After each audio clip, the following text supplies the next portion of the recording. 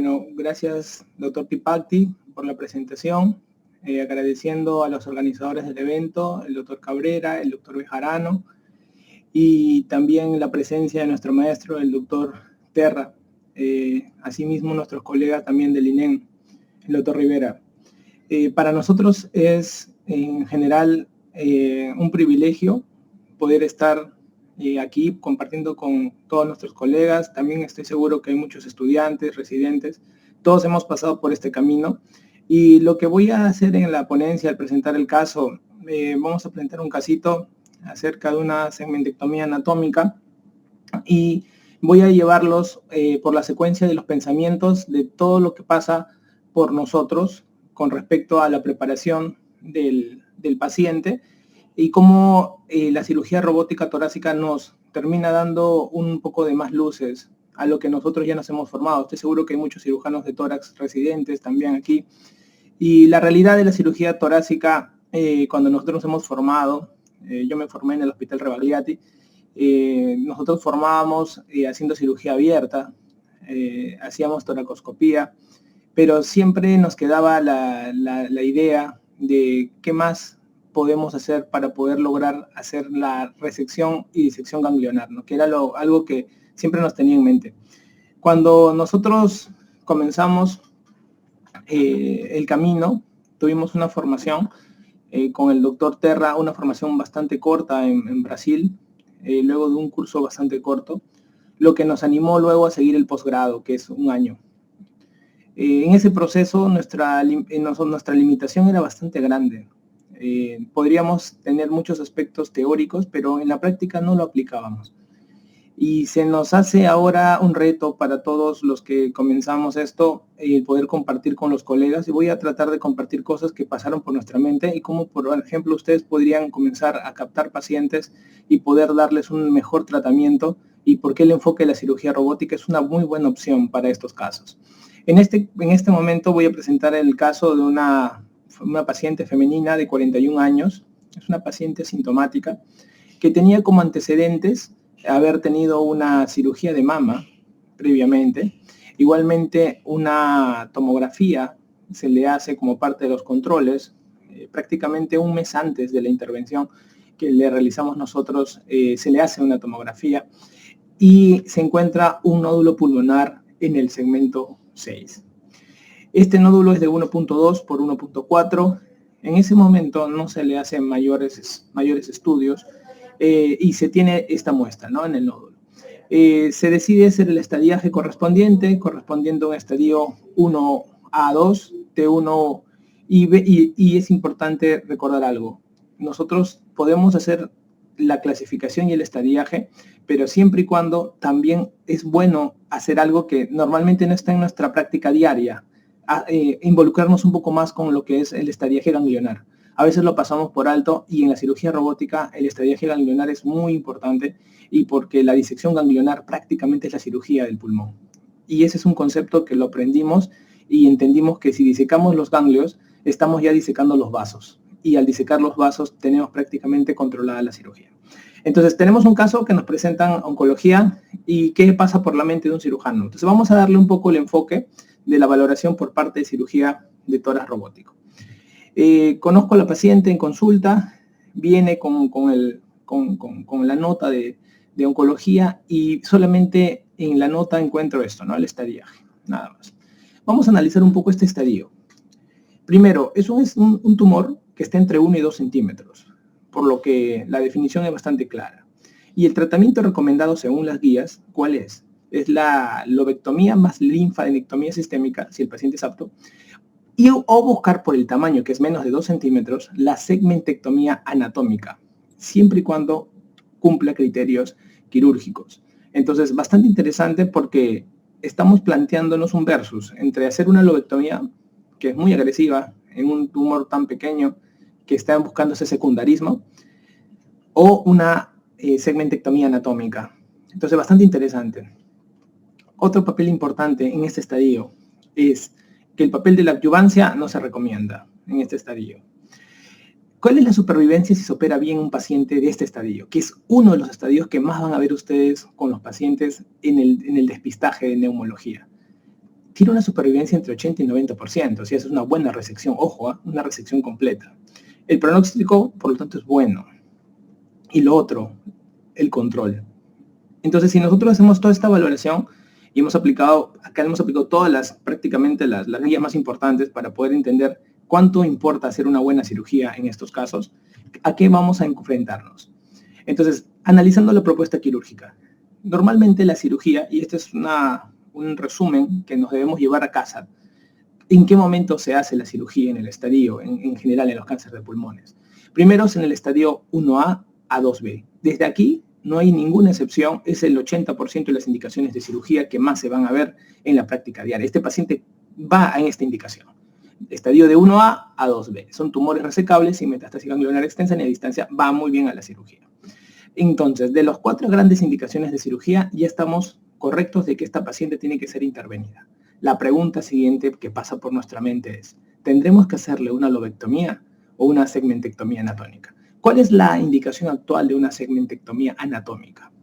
Hay que recordar que tenemos resecciones lobares, que son de los lóbulos, los 5 lóbulos, y tenemos que tener resecciones sublobares, donde tenemos la segmentectomía anatómica, donde respetamos la disección de arteria, vena y bronquio, o la segmentectomía atípica, donde solamente hacemos un corte en cuña.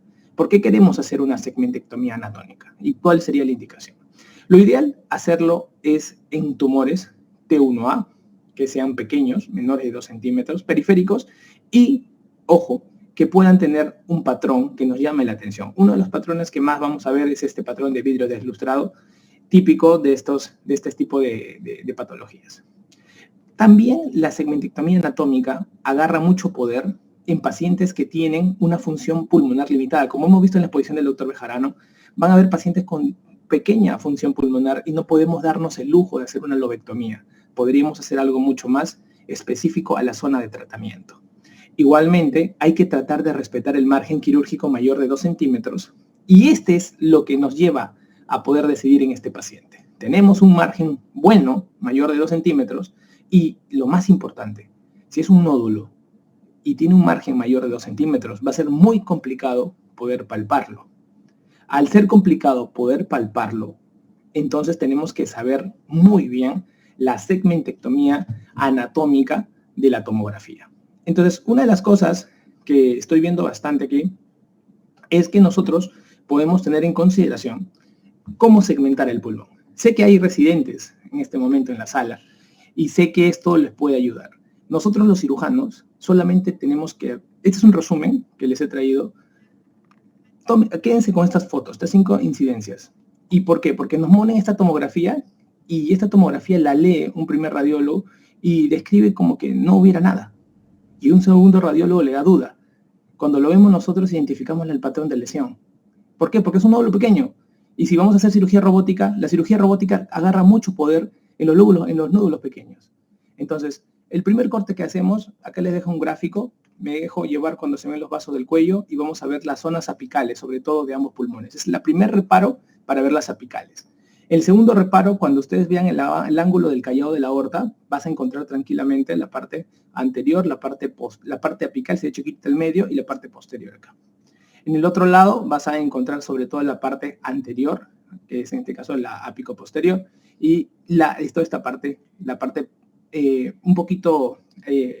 la parte posterior y la parte anterior, ¿ok? Entonces sería acá la apico posterior, la parte trasera y acá la parte anterior. El corte es aorta. La tercera toma que nosotros vemos cuando hacemos el corrido es cuando estamos viendo esta imagen, cuando ya comienzan a verse los bronquios separados. Esta imagen nos va a llevar al segmento 6. ¿Y qué encontramos justamente en esta tomografía? En el segmento 6. Si hacemos un poco de recorrido y vamos bajando, ¿qué encontramos aquí abajo? Encontramos esta zona, miren. Y justo es la toma que les enseño. Y este es el segmento 6. En la tercera toma aprendemos a ver el segmento 6, que sería el segmento superior de los lóbulos inferiores. En la cuarta toma, para que puedan identificar rápido nódulos, miren siempre la segmentación de los bronquios lobares medios. Miren acá este bronquio. Sigo bajando y veo esto. Y con esto voy a ver los lóbulos medio, en este caso. Tanto la parte lateral como la medial. Y en el otro lado también, la parte inferior y la parte superior, del que vendría a ser la língula. Y en la quinta toma, nos bajamos con todo, vemos las 4 cámaras cardíacas, por eso que les dibujé acá el corazón, y se ven los bronquios prácticamente inferiores, de los troncos basales, ¿no? En la bifurcación, en esta altura. Y aquí vamos a encontrar justamente la parte, lo que vendría a ser la parte medial, la parte anterior, la parte lateral y la parte posterior. Es bastante facilito poder recordarlo con este esquema que les estoy diciendo. Acá la parte anteromedial, la parte lateral y posterior. Con esto tenemos toda la segmentación pulmonar. Esta foto quirúrgica, estos 5 pasos, le va a servir un montón para poder reconocer nódulos rapidísimo y puedan identificar pacientes que se puedan beneficiar. Porque esta paciente pasó desapercibido por varios.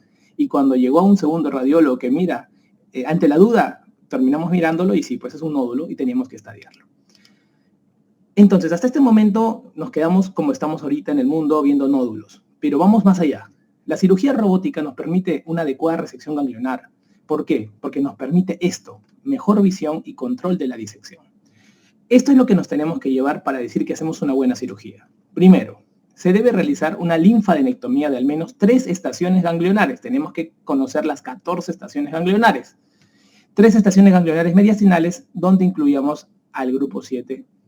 En la mayoría de los casos, acá al costado te pongo todas las resecciones, tanto lobares como anatómicas que existen, y cuáles son los ganglios que obligatoriamente deberíamos llevarnos. En este caso, tenemos para escoger todos estos, pero vayámonos con el concepto. Tenemos que realizar 3 linfadenectomías de al menos 3 estaciones ganglionares mediastinales, obligatoriamente incluyendo el grupo 7.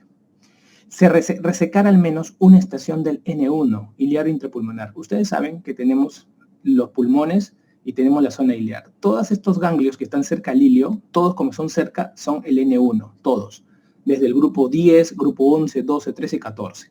Y el grupo 2, el N2, serían los demás ganglios, que va a ir desde arriba, desde el grupo 1, hasta lo que vendría a ser el grupo 9. Todos estos serían el grupo N2, ¿ok?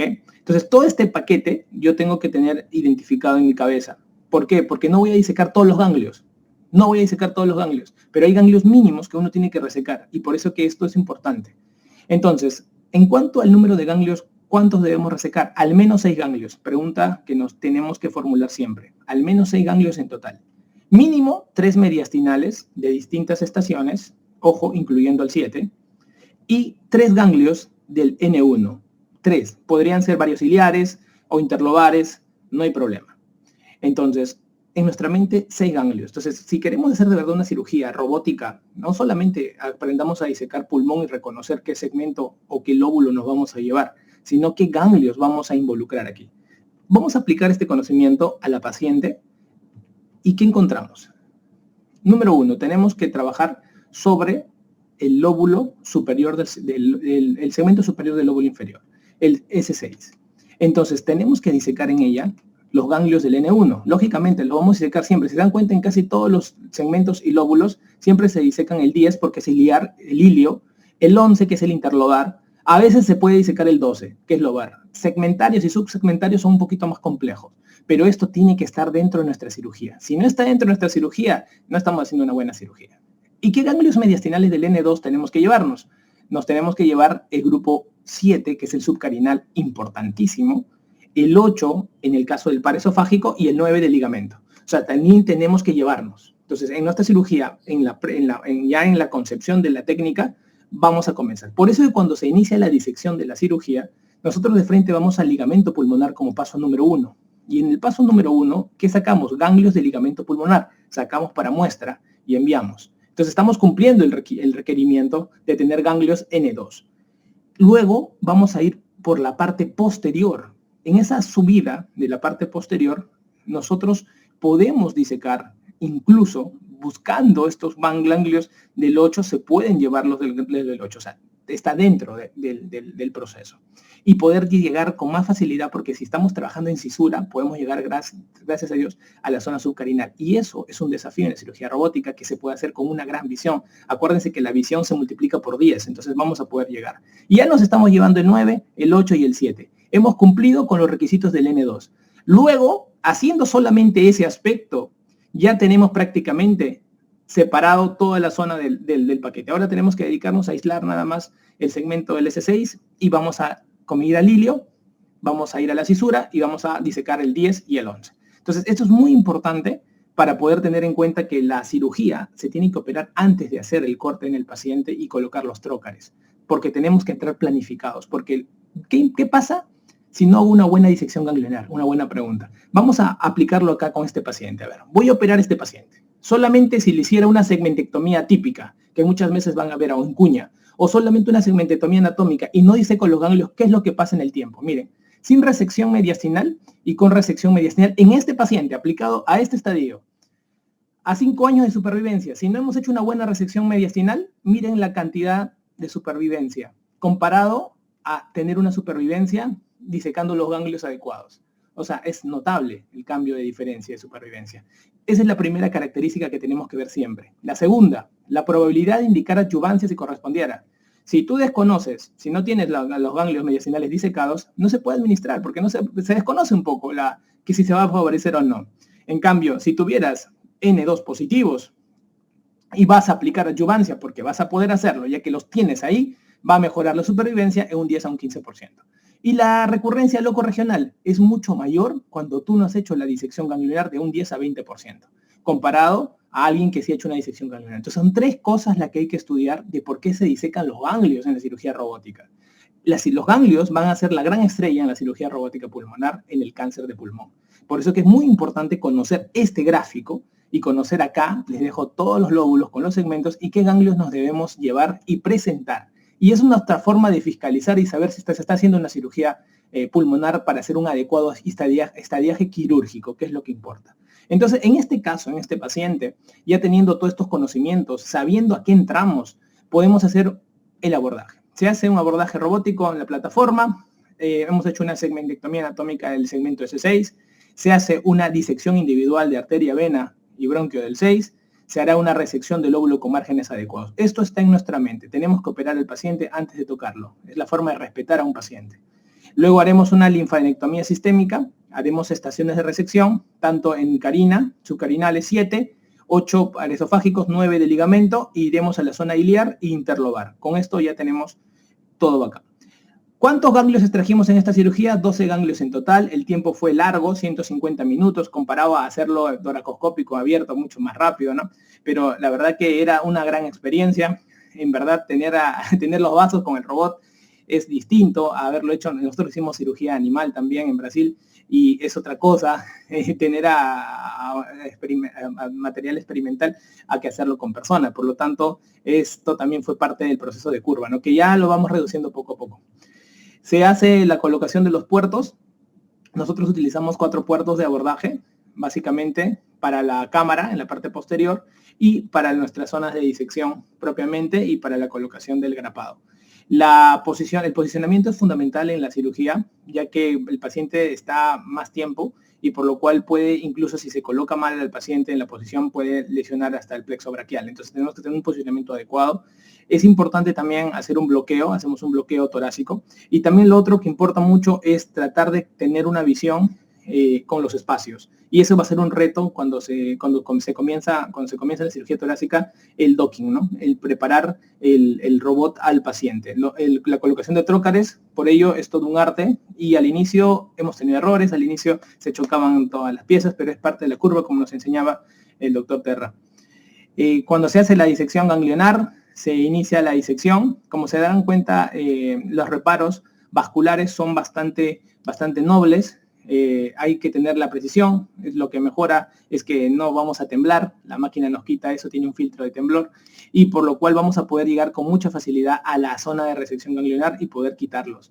Eso es muy importante, disminuyendo así el sangrado y también disminuyendo las lesiones cercanas que pueden existir. Entonces hacemos la disección primero de toda la zona del grupo N2 y luego ya nos pasamos a la zona propiamente del grupo N1, donde comenzamos a utilizar la grapa robótica. Se nos facilitó el acceso para poder utilizarlas y eso nos dio también bastante seguridad para poder hacer el reconocimiento del grapado.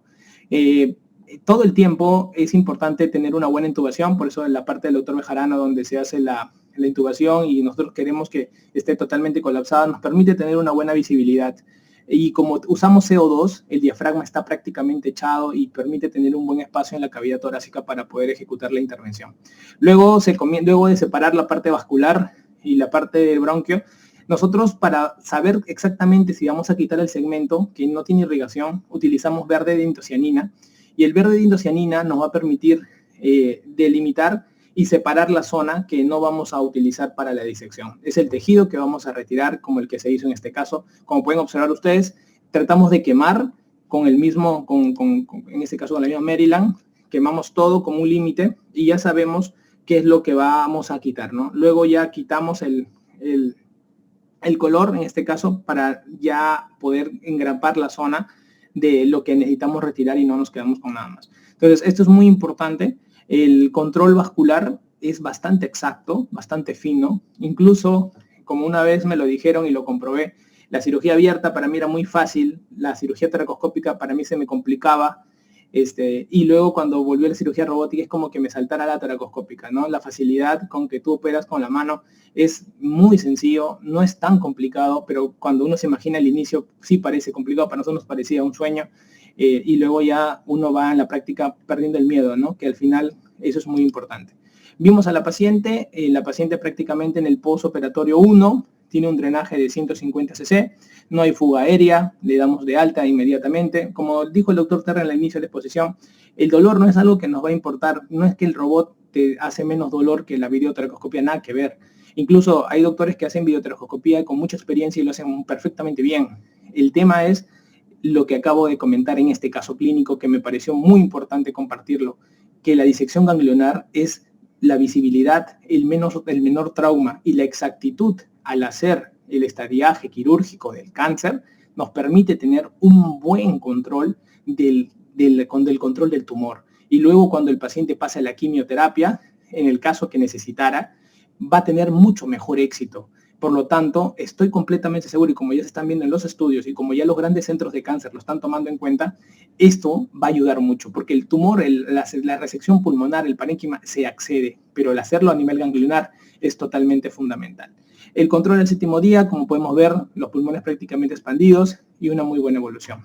Acá dejo una frase, creo que todos los que estamos aprendiendo, porque me siento un alumno, yo aprendo de todos los colegas que tienen muchos más años de experiencias que yo en la cirugía torácica abierta, que va a importar mucho en este camino, es este mensaje que les dejo, ¿no? Creía que conocía el tórax, pero fue en la cirugía robótica donde entendí que la precisión no es solo técnica, sino visión. A nuestro maestro, el doctor Terra, gracias por no solo enseñarnos a abrir más, sino a ver más, ¿no? Este arte ahora es más exacto, más humano, más mío. Agradecido con todos los ponentes y muchas gracias por la invitación.